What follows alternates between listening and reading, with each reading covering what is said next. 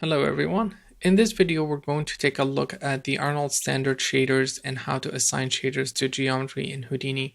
And I have this scene here with a couple of lights and the tank and a ground. I'm going to switch to the shop context and I'm going to create a standard, Arnold standard. And I'm going to name this tank. And let's give it a different color. And I'm going to create another one for to assign for barrels in the tank individually. So I'm going to create another Arnold standard, and I'm going to call this barrels.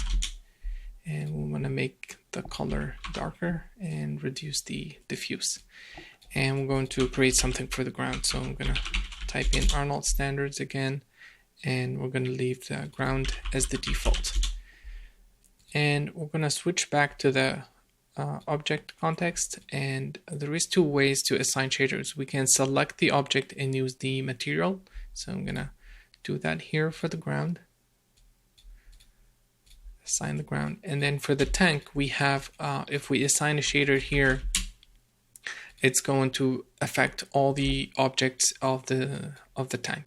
But we don't want that. We want to assign shaders to individual objects.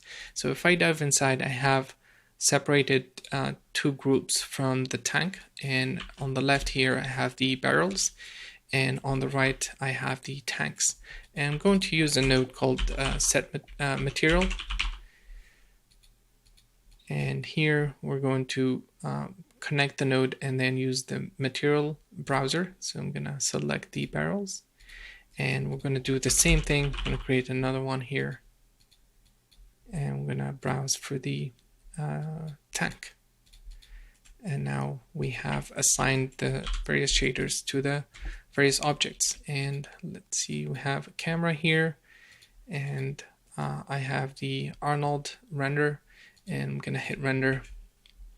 And this is a previous render, so we'll talk about that later.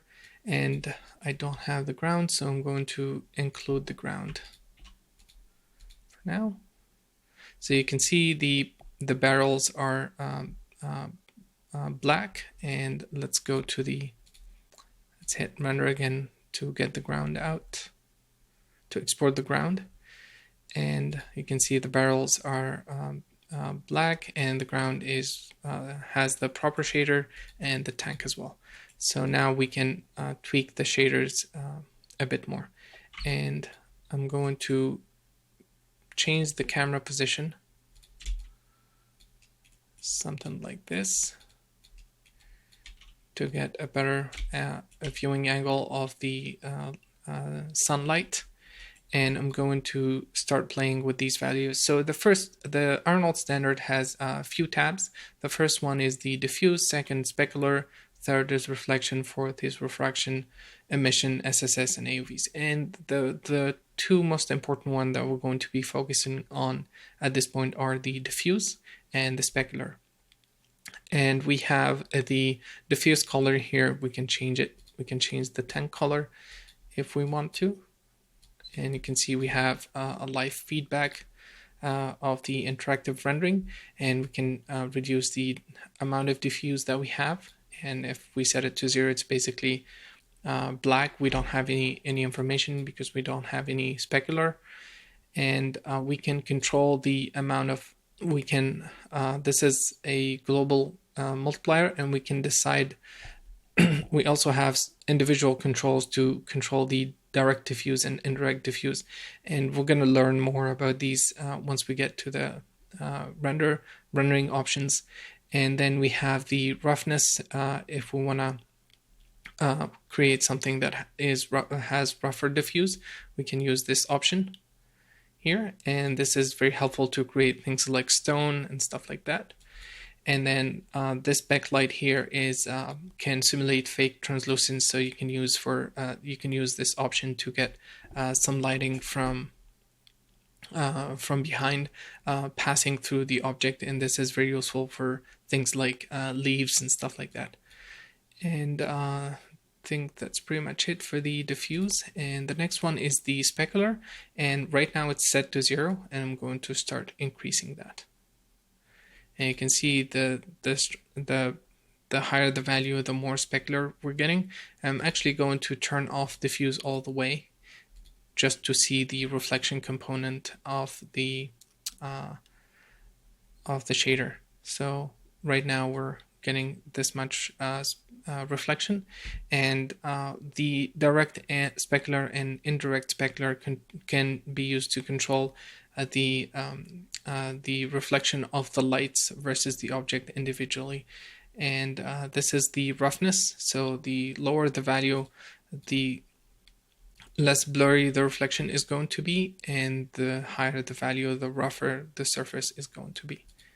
So you can see we can make it very rough to the point where it almost looks like a diffuse material, and that's still a reflection.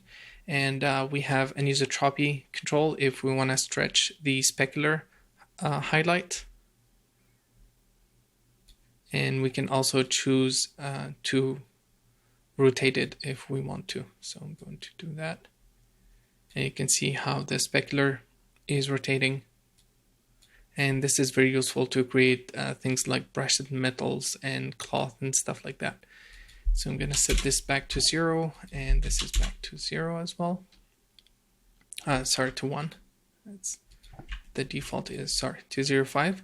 And then we have the different types of the specular, and for now we're going to stick to GGX, which is the latest specular model that Arnold has.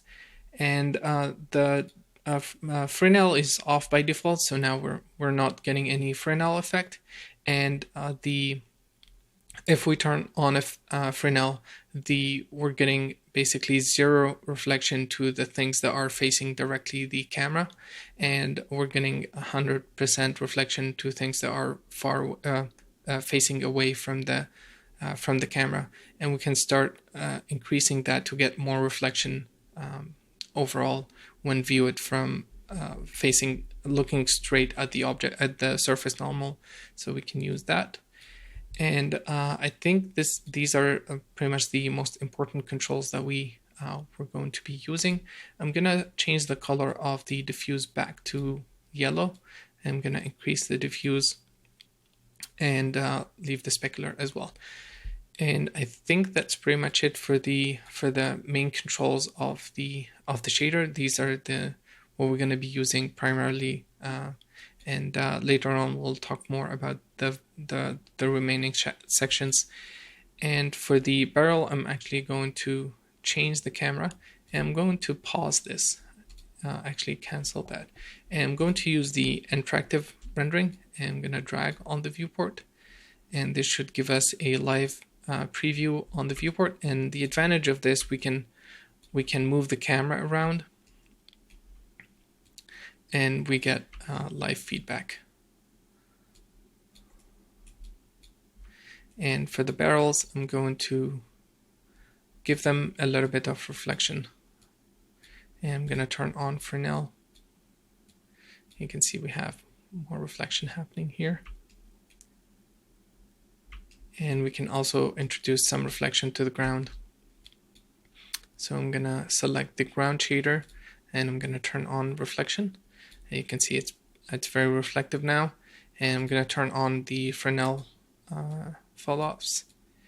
I'm gonna increase this to get more reflection. And I'm actually going to reduce the diffuse just to get reflection only. And I'm going to lower the roughness so we get clear reflection here. And